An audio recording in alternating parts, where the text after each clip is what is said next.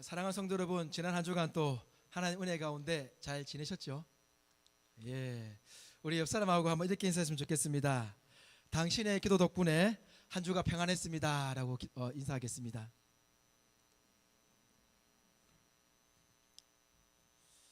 네, 지난주에 우리 인사할 때 당신을 위해 기도하겠습니다라고 인사했지 않습니까? 그래서 그 기도 덕분에 또 하나님 은혜 가운데 우리가 평안하게 잘 보내고 오신 줄 믿습니다. 힘들고 어려운 일이 있었다고 할지라도 그 기도 덕분에 견디고 이겨내고 오신 것이라 믿습니다. 오늘 말씀은 지난주 말씀 중에 끝부분에서 인용했던 말씀입니다. 이 두 가지 말씀을 다시 꺼내던 이유는 뭐냐면 오늘의 말씀을 평소처럼 자세하게 살피는 것이 아니라 이 두 군데 말씀에서 가지고 있는 그 큰 의미를 한번 들여다보고자 합니다. 오늘 히브리서의 말씀에서는 히브리서 기자는 모세에 대한 평가를 내리고 있습니다. 그리고 빌립보서에서는 바울이 자신에 대한 평가를 내리고 있습니다. 우리는 모세에 대해서 생각할 때에 모세라는 사람이 굉장히 유명한 사람이고 하나님께서 세우신 리더로서 아주 멋진 사람이고, 그리고 지난주에 잠깐 살펴보았지만은 그가 그 이스라엘 백성들을 위해서 생명책에서 내 이름을 지워달라고 할 만큼 그 백성들을 사랑하는 마음까지 가졌던 멋진 리더였습니다. 그 리더에 대해서 히브리서 기자는 오늘 어떻게 평가하고 있었냐면은 바로 그는 공주의 아들로 태어났음에도 불구하고 그 자리를 거절하였다고 했습니다. 그리고 오히려 하나님의 백성과 함께 고난받기를 좋아한다라고 합니다. 그 이유가 이 땅에서 잠시 죄악을 누리는 것보다도 예수님과 함께 순환을, 그러니까 수모를 당하는 것이 오히려 더 좋다라고 생각했다라고 평가를 내리고 있습니다. 그 이유가 바로 자신에게 다가올, 자신이 받을 상 때문이라고 하며 그를 믿음의 영웅으로서 히브리서 기자는 소개하고 있습니다. 그러면서 그 히브리서 기자가 이 믿음에 대해서 모세를 평가하면서 뭐라고 얘기하냐면 27절에서 28절을 제가 읽어드리겠습니다. 믿음으로 애굽을 떠나 왕의 노함을 무서워하지 아니하고 곧 보이지 아니하는 자를 보는 것 같이 하여 참았으며 믿음으로 유월절과 피 뿌리는 예식을 정하였으니 이는 장자를 멸하는 자로 그들을 건드리지 않게 하려 한 것이며 라고 나옵니다. 그러니까 그는 애굽 왕의 노함을 전혀 무서워하지 않았다고 평가를 받고 있습니다. 그리고 그가 믿음이 있었기 때문에 유월절 그 예식이 하나님께서 우리들을 구하실 예식이라는 것을 알고 있었다라고 그렇게 고백을 하고 있습니다. 그런데 여러분, 오늘 이렇게 평가를 내린 것은 히브리서 기자라고 하지만 히브리서 기자는 성경을 어떻게 쓰게 된 것일까요? 하나님의 감화 감동으로 쓰게 된 것입니다. 그러니까 이 평가는 히브리서 기자가 우리들에게 알려주기 위한 평가가 아니라 하나님께서 우리들에게 알려주시는 평가라는 것이죠. 마찬가지로 빌립보서에서 쓴 이 사도 바울의 이 자신을 향한 스스로의 평가에 대해서도 그는 이렇게 얘기합니다. 우리가 너무나 잘 아는 말씀, 내게 능력 주시는 자 안에서 내가 모든 것을 할 수 있다. 자신에 대한 평가가 내가 모든 것을 할 수 있는 사람이다 라고 얘기하고 있습니다. 무엇을 할 수 있냐면 그 앞절의 11절 12절에서 어떤 형편에서든지 나는 자족할 수 있는 사람이다. 왜냐하면 나는 비천에 처할 줄도 알고 풍부에 처할 줄도 알기 때문에 배부름과 배고픔과 풍부와 궁핍에도 처할 줄 아는 일체의 비결을 배웠다라고 얘기하고 있습니다. 그는 자신에 대해서 모든 것이 가능한 사람이라고 스스로 평가하고 있지만 또다시 여러분에게 질문을 던져보겠습니다. 이 성경은 빌립보 교회에 본인이 기록한 것이지만 어떻게 기록하게 되었습니까? 히브리서 기자와 마찬가지로 하나님의 감화 감동하심으로 이 말씀을 기록하게 되었습니다. 그러면 사도 바울은 자신에 대한 평가를 스스로 내리는 평가였습니까? 하나님께서 그에게 주신 영감을 통하여 내려지는 하나님의 평가였습니까? 히브리서 기자가 모세를 평가했든 바울이 자기 스스로를 평가했던 이 평가는 나든 다른 사람이든 상관없이 이 평가는 하나님이 내려주신 평가라는 것입니다. 우리는 오늘 이것을 가지고 머릿속에 또 두시고 오늘 말씀을 이어가도록 하겠습니다. 오늘 말씀의 제목은 오늘 앞에서 보는 것 같이 나에 대한 평가 그 결론은 이라는 제목입니다. 나에 대한 평가. 여러분은 여러분에 대해서 어떤 평가를 내리고 있습니까? 지금 티네이저인 우리 친구들, 친구들이 가지고 있는 자신에 대한 평가는 나는 지금 어떤 학생이다, 또 어떤 자녀다라는 평가를 내릴 수 있을 것입니다. 그리고 나는 어떠한 친구가 되는 사람이다. 인싸, 아싸 뭐 이렇게 평가할 수 있겠죠. 그리고 청년들은 어떻습니까? 청년 여러분은 스스로에 대해서 지금 어떤 평가를 내리고 있습니까? 만족할 만한 긍정적인 평가를 본인에게 내리고 있습니까? 아니면 자신 스스로에 대해서 부정적인 평가를 내리고 있습니까? 아니면 애매한 상태의 자신을 평가하고 있습니까? 부모님 세대는 어떻습니까? 부모님 세대는 부모로서의 자신의 평가, 남편으로서, 아내로서, 그리고 사회생활에서의 자신의 모습에 대해서 어떠한 평가를 내리고 계십니까? 사람들은 자신에 대한 평가 그리고 다른 사람들의 평가를 매기며 살아가고 있습니다. 이야기하며 살아가고 있습니다.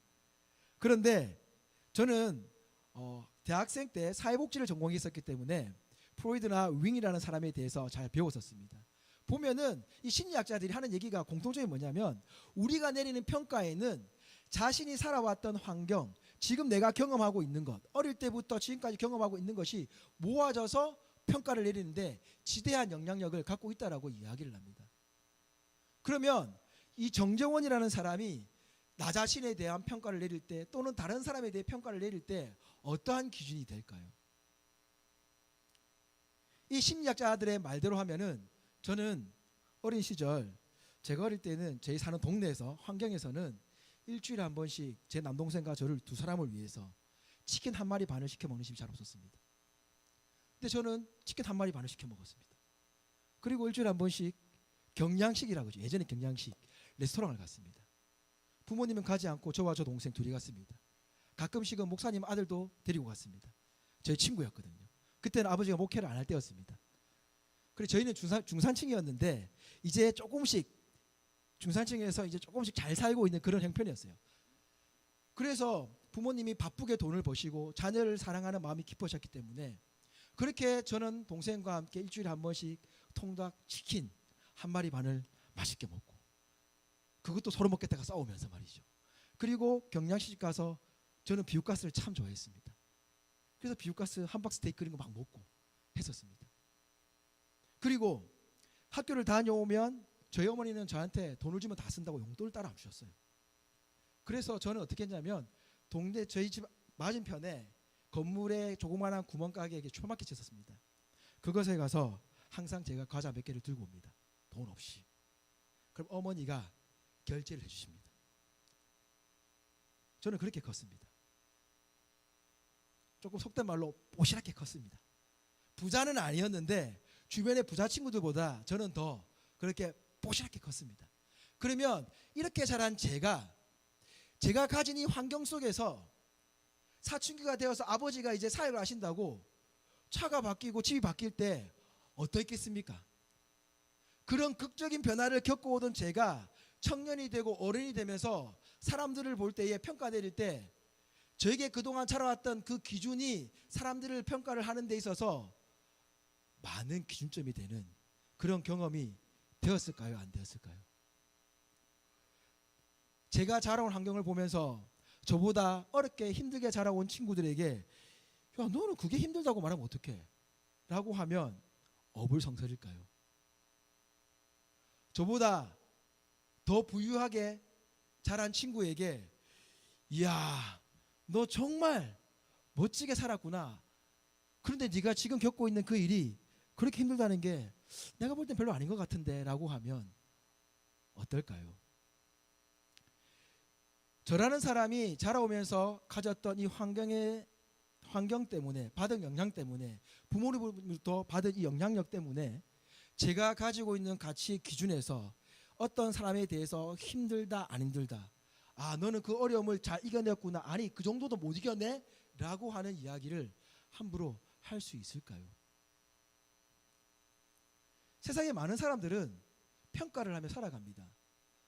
정말 프로이드와 윙의 말처럼, 많은 심리학자들의 얘기처럼 자신이 자라왔던 가정의 환경과 주변의 환경과 부모로부터 받았던 존중심과 사랑 때문에 형성된 자신의 자아가 자신을 평가하고 다른 사람을 평가하는데 지대한 영향력을 미친다라고 하는 것에 동의를 합니다.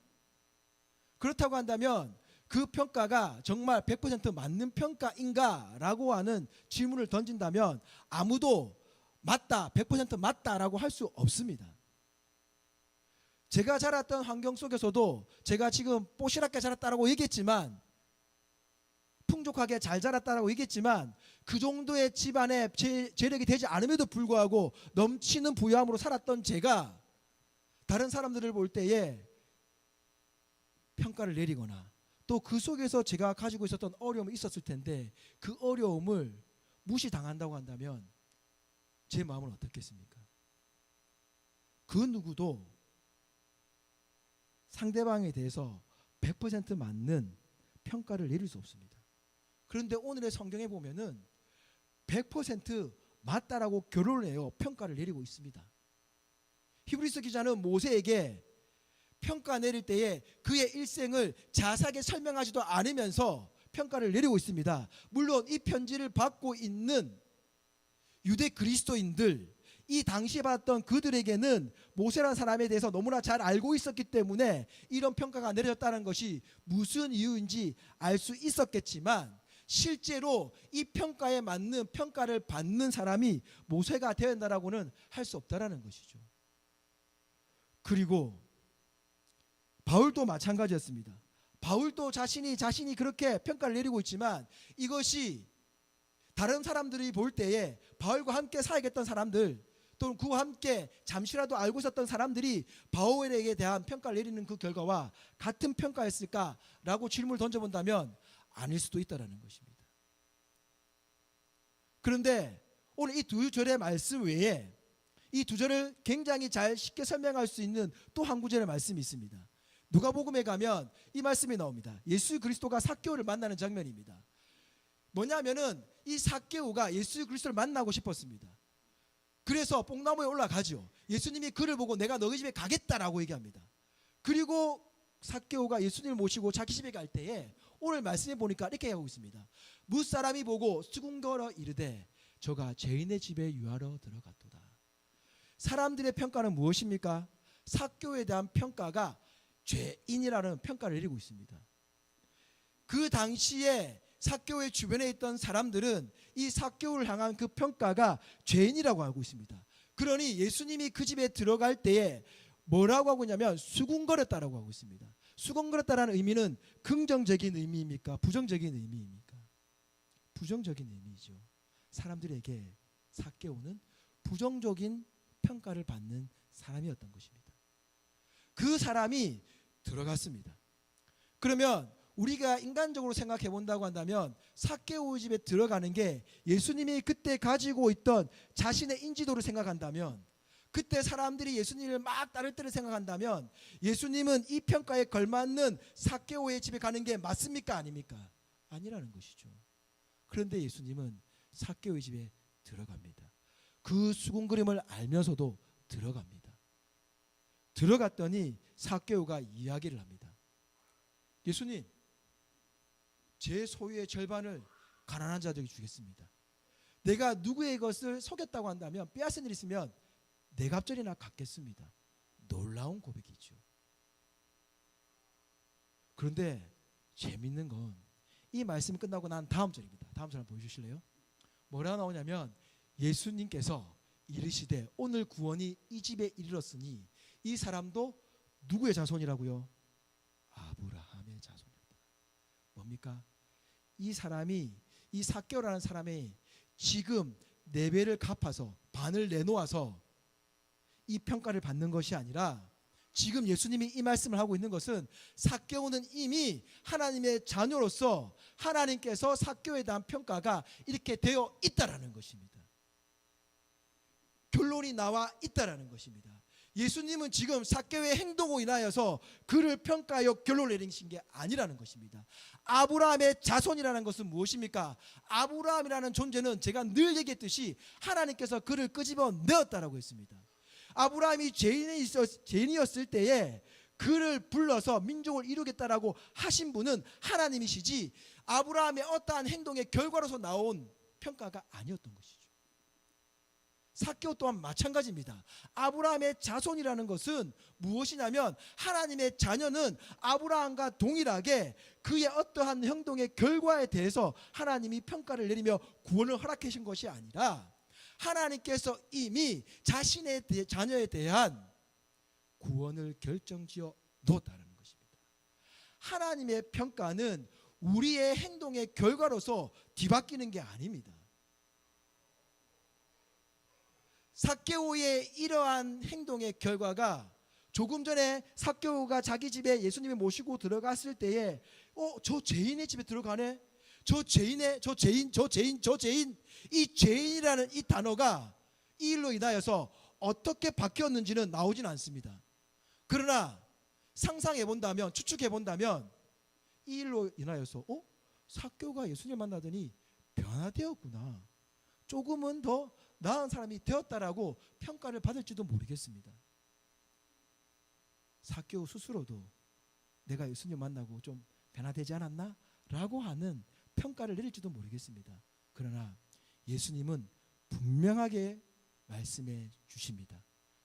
이 사람도 아브라함의 자손이랍니다. 아브라함의 자손이라는 것 너무나 중요합니다. 아브라함의 자손이라는 것은 하나님께서 구원을 이미 약속해 놓으셨다는 겁니다. 그래서 인자가 온 곳은 잃어버린 자를 찾아 무엇하러 온다고요? 구원하러 왔다라고 하고 있습니다. 예수님은 지금 삭개오의 행동에 대한 결과로서 구원을 하러 왔다라는 게 아니라 하나님께서 약속하신 아브라함 자손들을 구원하러 왔다라고 하는 겁니다. 즉 하나님이 아브라함을 찾았듯이 본인도 하나님의 말씀에 따라서 그들을 찾으러 왔다라고 지금 이야기하고 있는 것입니다. 얼마나 놀라운 말씀입니까? 이처럼 모세에 대한 이야기도 마찬가지입니다. 출애굽기 5장에 가면은 이 얘기가 나옵니다. 우리가 지난주에는 7장에서 하나님께서 모세에게 멋진 말을 했던 것을 보았습니다. 그런데 오늘 5장에서 그 말씀이 나오시기 전에 모세가 어떠한 말을 했는지를 우리가 볼 필요가 있습니다. 같이 한번 읽어보시겠습니다. 시작. 그들이 바로를 떠나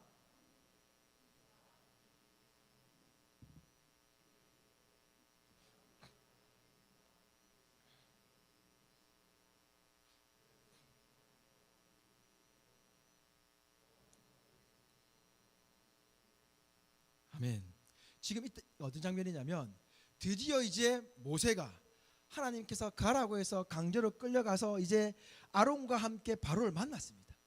그리고 바로를 만나서 자 하나님께서 나를 보냈고 하나님께서 예배드리라 그래. 그러니까 내가 데리고 나갈 거야. 데리고 나가게 해줘 라고 얘기를 합니다. 그때 바로가 당황스럽겠죠. 그래서 바로가 뭐라고 하냐면 야 얘들이 일을 덜 했구나. 너 일 더 해 라고 해서 일을 더 시킵니다. 그랬더니 이 이야기를 기록하고 알려주는 사람들이 이스라엘 백성 중에도 있는데 이것을 들었던 사람들이 지금 와서 따지는 장면입니다. 그래서 모세와 아론이 갈 길에 서 있는 것을 보고 라고 얘기하면서 뭐라고 얘기합니까? 우리를 바로의 눈과 그리고 그의 신하의 눈에 미운 것이 되게 하고 그들의 손에 칼을 주어 우리를 죽게 하는도다. 원망을 듣습니다. 하나님의 말씀에 순종했더니 그들은 원망을 들었습니다. 그래서 이 모세가 가만히 있지 않습니다. 그 다음 절에 가면 뭐라고 나오냐면 이어서 나오는 말씀이 이렇게 나오고 있습니다. 모세가 하나님께 와서 뭐라고 하냐면 주여 어찌하여 이 백성이 학대를 당하게 하셨나이까? 어찌하여 나를 보내셨나이까? 내가 바로에게 들어가서 주의 이름으로 말한 후부터 그가 이 백성을 더 학대하며 주께서 주의 백성을 구원하지 아니하시나이다. 뭐라고요? 그들이 예배를 드릴 수 있게 하나님이 드리게 해주신다는 이것이 그들의 인생에 있어서 뭡니까? 구원받은 인생의 증거라는 것입니다. 우리가 이곳에 나와서 지금 예배를 드리고 있는 이 현실이 바로 하나님께서 우리를 구원하시어 구원의 길로 이끌어가고 있다라고 하는 증거라는 것입니다. 그래서 이야기하는 것입니다. 왜 하나님 이들을 3일길로 빼내요 예배 드리게 하겠다면서요. 그런데 오히려 왜 나를 그렇게 고집스럽게 설득하시더니 그렇게 나를 강제로 밀어붙이시더니 왜 내가 이런 수모를 겪고 왜 이 백성들은 또 이렇게 더 힘든 일을 겪어야 합니까? 도대체 그 예배가 뭡니까? 하나님 말하는 그 구원이 뭡니까? 하나님께서 인도하신다라는 그 인도하심이 무엇입니까? 라고 항의하고 있는 겁니다. 여러분, 우리도 그렇습니다. 우리도 삶을 살다 보면은 하나님을 믿고 있는데 간혹 가다가 이상한 사람이 이런 얘기를 합니다. 야, 너 신앙생활 똑바로 하지 않아서 그렇다. 기도하지 않아서 그렇다. 예배 안 드리러 가서 그렇다. 그런 이상한 소리를 합니다, 여러분. 아닙니다, 여러분. 하나님은 기도를 하지 않았기 때문에 예배를 드리러 나오지 않았기 때문에 그리고 나의 행동에 너무나 악한 죄가 있었기 때문에 나를 고난으로 핍박으로 몰아넣으신 것이 아니라는 겁니다. 그 증거가 그 다음에 나옵니다. 6장 1절에 이렇게 하고 있습니다. 여호와께서 모세에게 이르시되 뭐라고 하냐면 이제 내가 바로에게 하는 일을 내가 보리라. 이제 바로에게 하는 일을 내가 보리라 라고 얘기하고 있습니다. 따졌더니 하나님께서 네가 이제 내가 어떻게 할 것인지 볼 거라는 겁니다. 여러분, 우리가 고난과 핍박 가운데 있을 때 있잖아요. 우리의 우선순위를 누가 세워준다고 했습니까? 하나님의 인도하심 우리가 세워지는 겁니다. 내가 잘해서 세울 수 있었던 것이 아니라 하나님의 인도하심 때문에 내가 풍랑과 핍박 가운데서도 우선순위를 세울 수 있다라고 하였습니다. 우리의 우선순위가 바뀔 때마다 우리의 우선순위를 바르게 잡아주시는 분이 누구라고 했습니까? 하나님이라고 했습니다. 이게 똑같은 얘기입니다. 보리라고 지금 말하는 것은 단순한 경험으로 말하는 것이 아닙니다. 네가 이제 앞으로 경험하게 될 것인데 이 경험을 통해서 네가 구원을 어떻게 이루는지 알게 되고 명확하게 이해하게 되고 이스라엘 백성들도 바로도 알게 될 거야 라고 하는 단순한 얘기가 아닙니다. 뭐냐면 이 얘기가 누가 기록했댔죠? 지난주에 말씀드렸습니다. 모세오경은 모세가 기록했다고 했습니다. 하나님의 감동하심으로 모세가 기록했다는 것을 우리가 머릿속에 있어야 된다고 했습니다. 무엇입니까? 이 보리라고 했던 것은 하나님께서 지금 네가 한 이 이야기까지도 다 기록되게 만들어서 내가 선택한 나의 자녀들이 이 기록을 통하여서 너희가 받는 그 고난이 너희가 받는 그 핍박이 너희의 행동의 결정을 내려서 걸리는 것이 아니라 너희의 행동 때문에 받는 것이 아니라 이 세상의 제약된 현실 속에서 너희가 그러한 고통을 받을 수밖에 없는 존재이지만 내가 너희를 꺼내줄게. 내가 너를 꺼내고 있음을 알게 될 거야.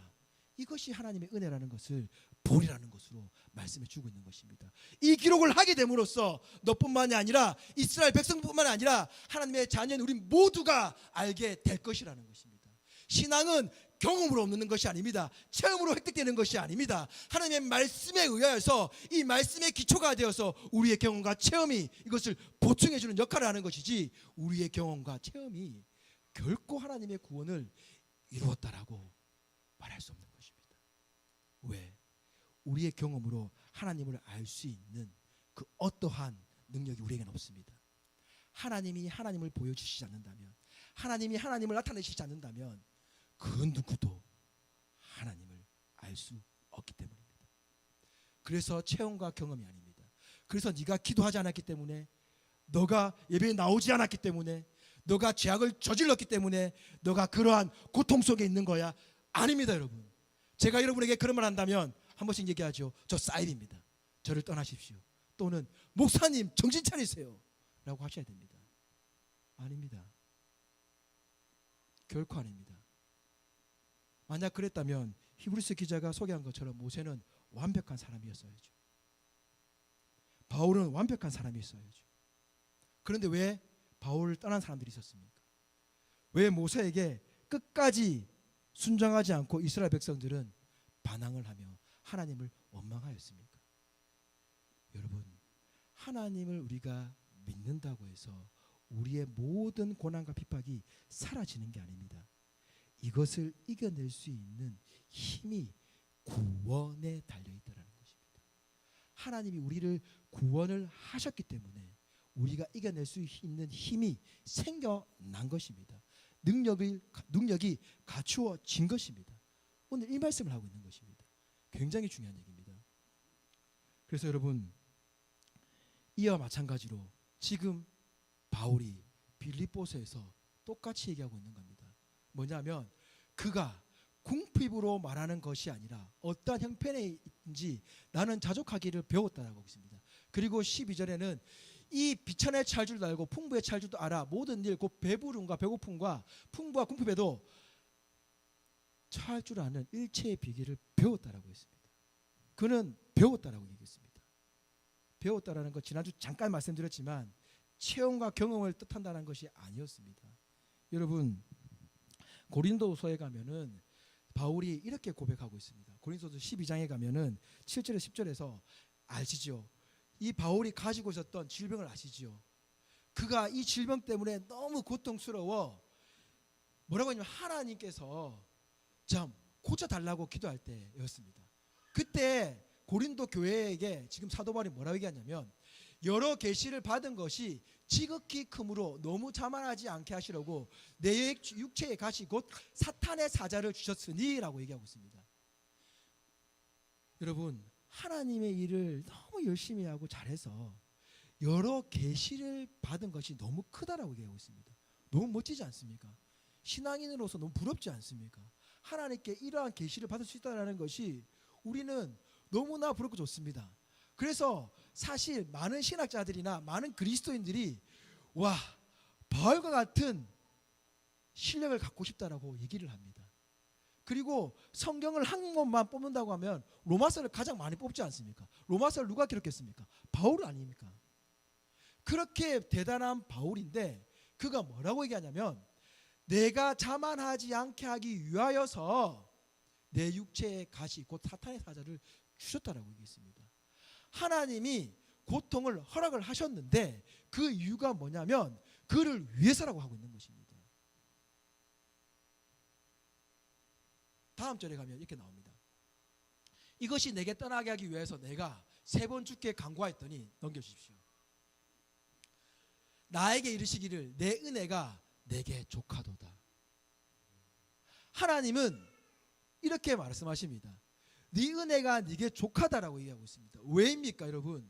다른 이유가 없습니다. 무슨 이유냐면은 너는 내가 구원해냈지 않느냐, 너는 구원받은 자다라는 것입니다. 이 구원받았다는 이 구원이 너의 삶을 어떠한 힘든 속에서도 이겨낼 수 있는 능력이 된다라는 것을 이야기하고 있습니다. 오늘 빌립보서에 고백한 이것은 사도행전 16장에 가면은 그가 빌립보 교회를 어떻게 세운지가 나오고, 그리고 오늘 이 빌립보가 편지를 쓸 때에는 지금 이 장면은 감사하는 인사를 하면서 쓴 장면이에요. 그러니까 빌립보 교회에 편지를 쓸 때는 뭔가 다급하고 너 이렇게 하면 안 되라고 하는 게 아니라 빌립보 교회가 지금 너무나 잘하고 있음에 어려움도 물론 있지만 다른 곳에 편지 쓰는 것보다 오히려 감사와 평안과 기쁨이 있는 마음으로 편지를 쓰고 있습니다. 그런데 그 교회에다가 뭐라고 얘기하고 있냐면 나는 모든 것을 할 수 있는 사람이야. 자신에 대한 평가를 이렇게 내리면서 그가 바라는 건 무엇입니까? 너희도 나와 같이 되기를 원한다는 마음으로 썼다라는 것입니다. 즉 하나님의 구원에 대해서 내가 확증이 있고 그리고 하나님이 어떤 분이신지를 내가 알게 된다면 나를 위해 준 그 가시조차도 나는 이겨낼 수 있는 힘을 가진 사람으로서 그 가시가 더 이상 나에게 가시가 아니다라는 것입니다. 여러분, 그 가시가 힘들지 않다라는 게 아닙니다. 저와 여러분에게 다가온 이 고난과 고통과 이 핍박이 힘들지 않다라는 게 아닙니다. 힘이 들어요. 어려워요. 미칠 것 같습니다. 사도 바울이 3번이나 주께 간구했다지 않습니까? 그 은혜를 아는 사람도 3번이나 간구했다지 않습니까? 여기서 3번이나 이렇게 간구했다라는 것은 자신의 온 힘을 다해 제발 좀 벗어나게 해주십시오라고 기도했다는 것이에요. 이 고통이 너무 힘들어요, 하나님. 내 하나님을 위해서 내 목숨을 다 바치고 있지만 이거 너무 힘들어요 라고 하고 있는 장면입니다. 그런데 하나님의 족하다라고 하는 이 말씀에 그가 무너집니다. 그러므로 도리어 크게 기뻐함으로 나의 여러 약한 것에 대하여 뭘 한다고요? 자랑한다고요. 자랑한다고요. 이는 그리스도의 능력이 내게 머물게 하려 함이라. 근데 이것을 어떻게 배웠습니까, 여러분? 체험으로 배웠습니까? 아니요. 바울은 빌립교회도 말씀으로 세웠습니다. 말씀을 가르치며 세웠습니다.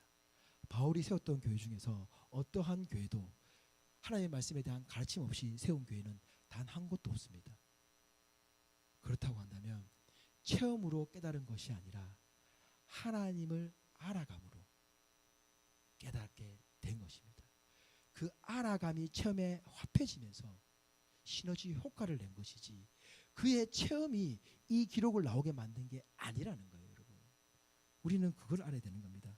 그래서 고린도전서 3장에서 이렇게 얘기하고 있습니다. 3장 18절과 19절을 우리 같이 한번 읽도록 하겠습니다. 시작.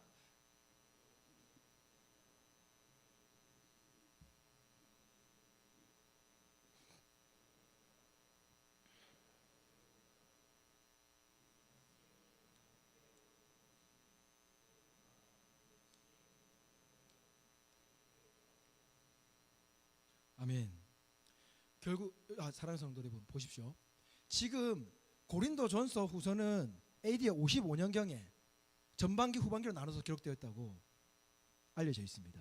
빌립보서는 60년에서 62년 사이에 기록되었다고 알려져 있습니다. 그러면 지금 사도 바울이 빌립보 교회에 이 편지를 쓰면서 이렇게 얘기했던 이 배웠다라고 한 이 얘기가 지금 55년도에 이 고린도 교회에 썼는데 제가 왜 이것을 인용해 왔냐면 고린도 교회는 지식을 굉장히 추구하는 교회였습니다. 지식을 사랑하는 사람들이었습니다. 지혜를 사랑하고 지혜 있는 것에 대해서 열광하는 교회였습니다.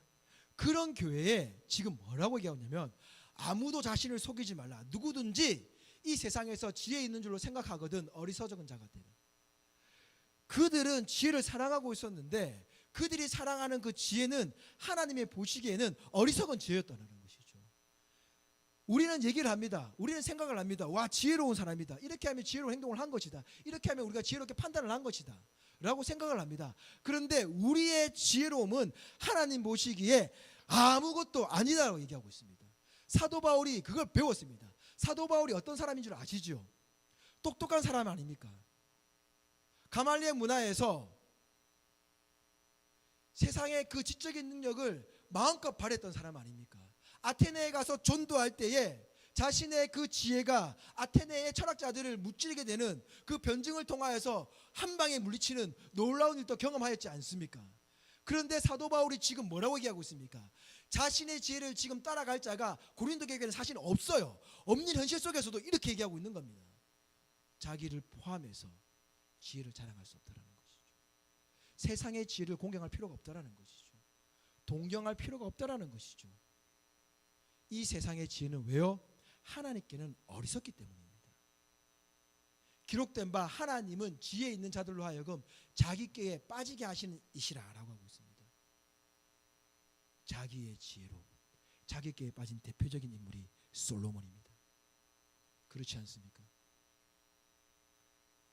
그 놀라운 지혜를 받고도 솔로몬은 어떻게 행동하였습니까? 자기께에 빠졌습니다. 그래서 전도서에서 헛되고 헛되니 헛되고 헛되다라는 고백을 합니다. 하나님을 알면 우리는 이러한 고백이 나옵니다. 하나님을 알면 바울과 같은 고백이 나옵니다. 하나님을 알면 모세가 왜 하나님은 구원을 안 이루십니까? 라고 했지만 뒤에 가서는 뭐라고 합니까? 내가 이들을 대신하여 그 생명책에 치움을 받을 수 있다면 용서해 달라고 그렇게 고백하는 사람으로 변해버린 것입니다. 사랑하는 성도 여러분, 말씀 마무리하겠습니다. 한번 넘겨주실래요? 한번 더 넘겨주실래요?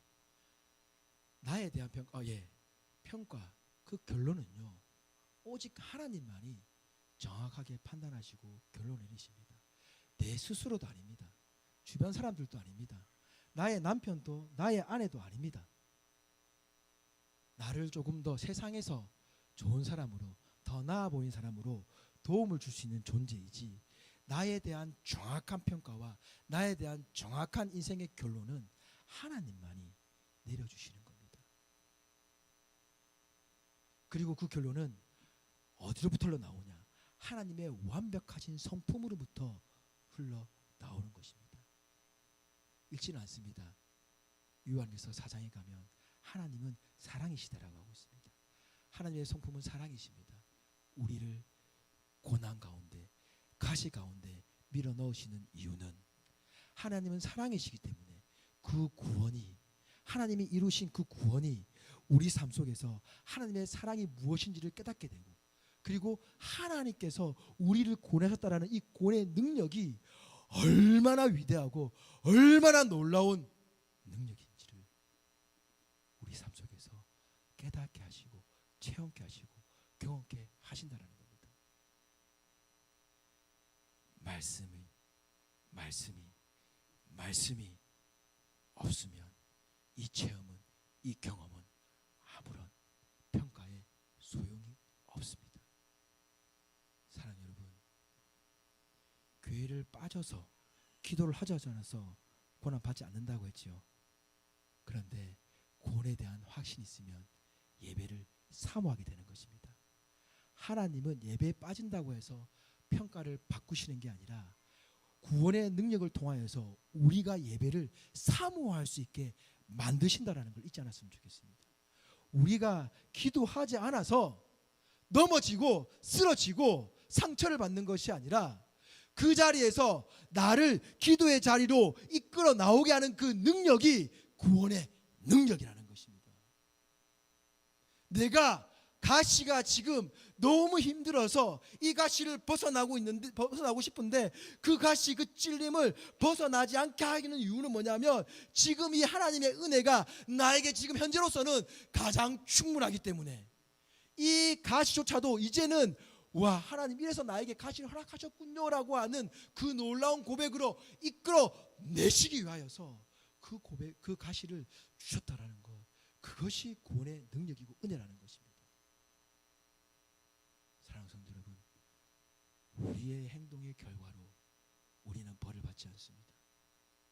우리의 행동의 결과로 우리는 구원을 얻지 않습니다. 하나님이 히브리서 기자를 통하여 모세를 평가 주신 것처럼, 하나님이 바울을 통하여서 그를 자신을 스스로 평가하게 해주신 것처럼, 예수님이 삭개오를 만났을 때에 너에 대한 평가는 이미 나와 있었다라고 말씀해 주셨던 것처럼, 우리가 하나님의 구원의 능력을 통하여서 우리의 삶이 더욱더 능력이 있고 풍성한 은혜가 있는, 그리고 그 능력이 우리 디렉션 교회를 더 풍성한 은혜의 교회로 이끌어 가신다는 사실을 잊지 마시고, 새로운 한 주도 하나님을 알아가는 우리의 삶, 하나님의 구원의 능력을 체험하며 깨달으며 감사하며 나갈 수 있는 저와 여러분의 삶이 되기를 주님의 이름으로 축원드립니다.